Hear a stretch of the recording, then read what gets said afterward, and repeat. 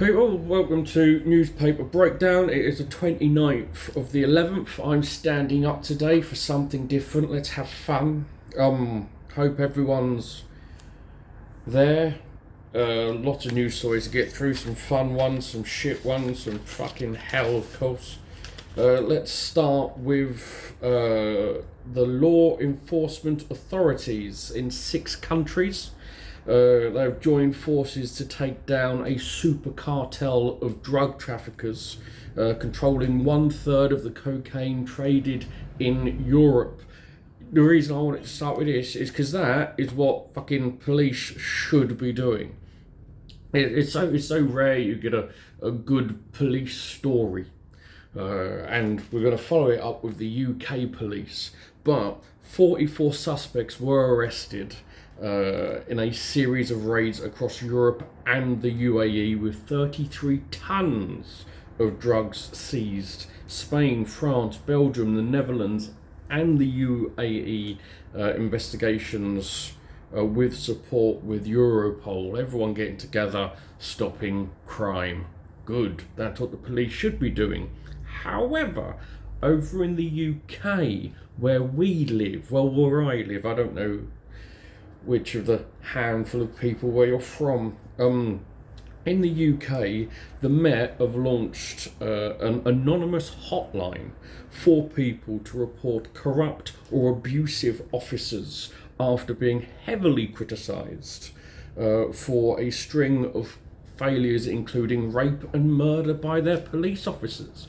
We all remember the constant stories coming out, not to mention the fucking corruption, the bribery, the racism, the sexism, the sexual abuse. Fucking Jesus wept. That's why I started with the good news. So I start with there saying, hey, look what the police could be doing. They could be doing what they're meant to do, stop crime instead of committing it.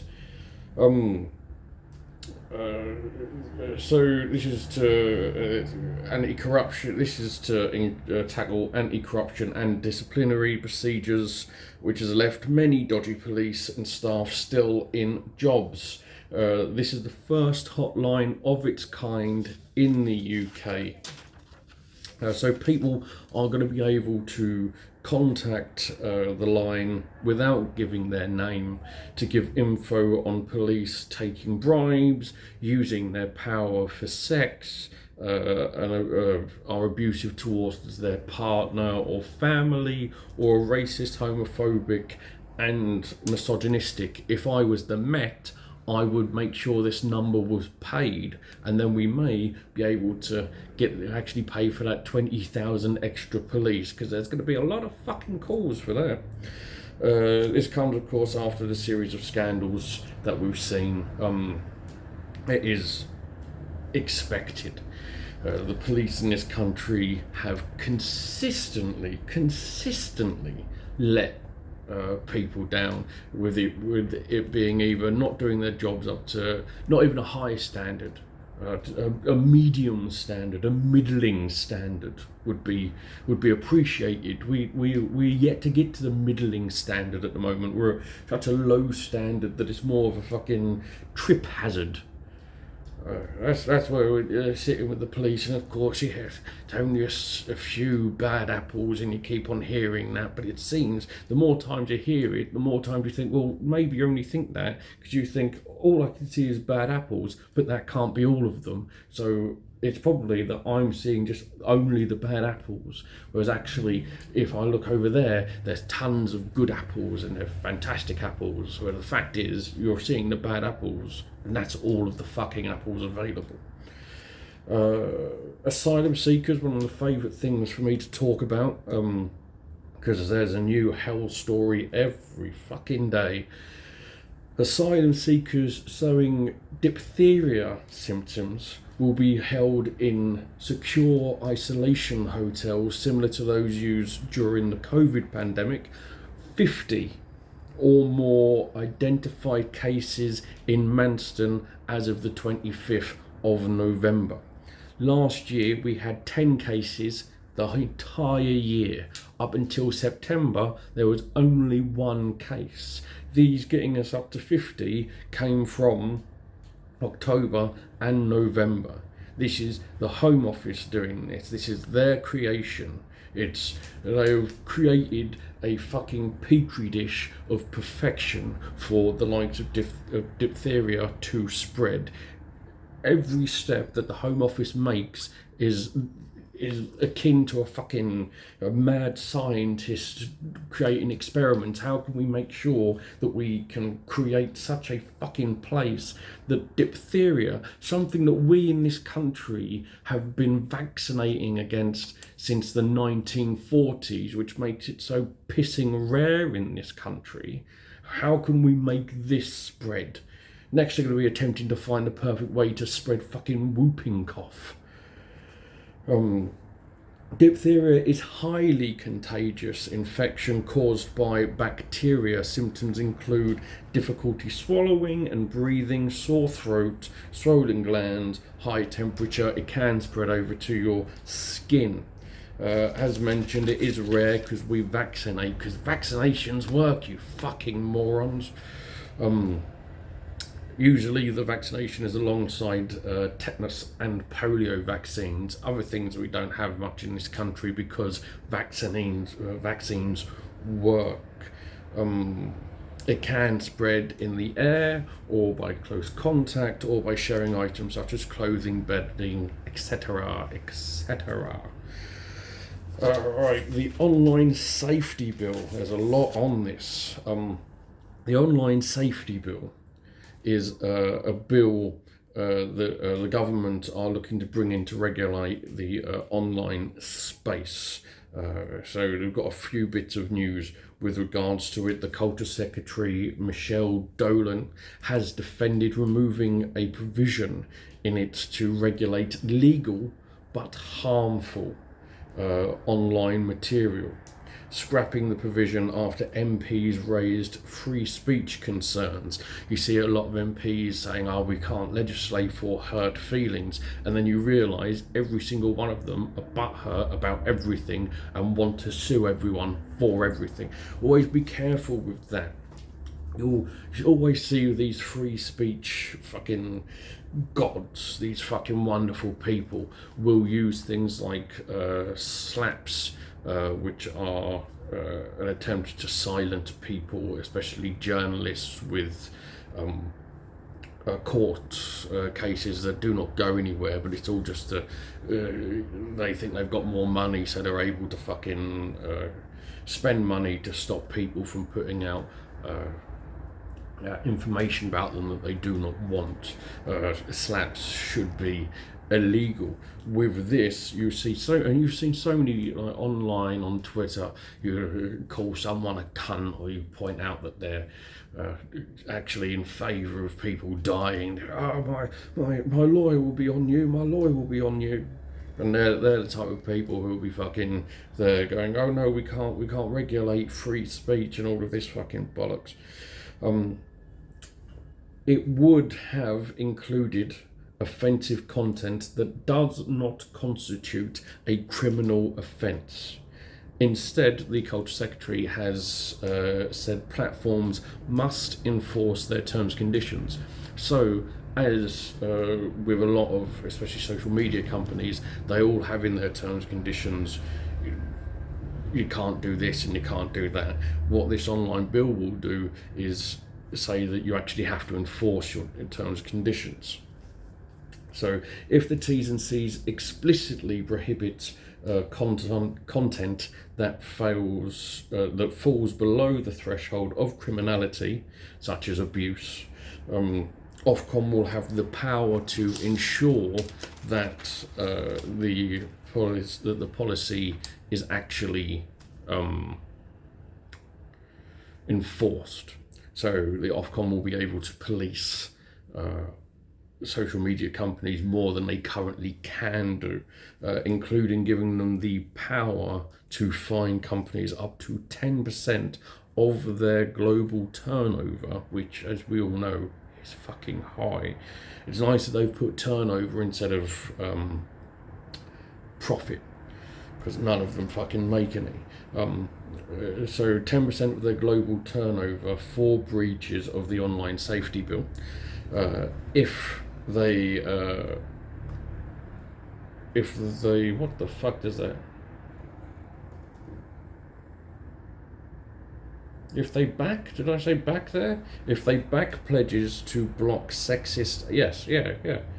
If they back pledges to block sexist and racist content, social media sites must also give users an option for avoiding content that is harmful but not illegal. There should be a sentence there. I'm just not 100% sure where I put it. All the words are there at that point. Basically, Ofcom will be able to fine companies 10% of their global turnover if they fail to enact and actually enforce their terms and conditions. So, the bill, which is going to be back in Parliament on the 5th of December, will also contain new provisions on protecting children, which is a very good thing. We need to protect children online. Online has had issues with protecting children since it started. It was Barry Crimmins who years ago, there's a fantastic documentary about him, years ago fought AOL to get them to stop having so many fucking paedophiles on their message boards. And that's still the case. You see disgusting, awful stories with regards to protecting, with regards to children's safety online. The bill will impose a duty of care on tech firms to shield children from harmful content. It's right. Children shouldn't spend all of their time online anyway. No one should. It's a hellscape. It's fun, don't get me wrong. Who doesn't like a hellscape? But children shouldn't be on it. The bill includes criminalising encouragement of self-harm. So you can't tell people to kill themselves, even if they are a Tory MP. And criminalising non-consensual porn and down-blousing, which I spoke about whenever the fuck that was in the news. It is always be wary of all of this where the control comes in. There's going to be more research needed to be done on the online safety bill to see where the power actually lies. What you do not want is to get to a point where the government has all the power, because if the government has all the power, we're fucked. If social media companies have all the power, we're fucked. If we have some power, it could be better. Lawyers of the Eurosceptic corrupt former MP Owen Paterson have admitted to the irony of bringing a case against the UK government to the European Court of Human Rights. Paterson, of course, has previously said that the UK must break free of the court entirely. It's another wonderful case of hypocrisy from a cunt. That should actually, on the online safety bill, that should be your terms and conditions, really. Don't be a cunt. That's all you need, really. That's the only rule that needs to be there. Just don't be a cunt. Because that covers everything, absolutely everything. Although, if you're aware of my previous shows, you'll see how difficult that idea would be. This is all the Owen Paterson stuff, bringing a case towards the European Court of Human Rights. This is all over Owen Paterson lobbying illegally on behalf of two companies, both of which he was also being paid for, or paid by, for as a consultant.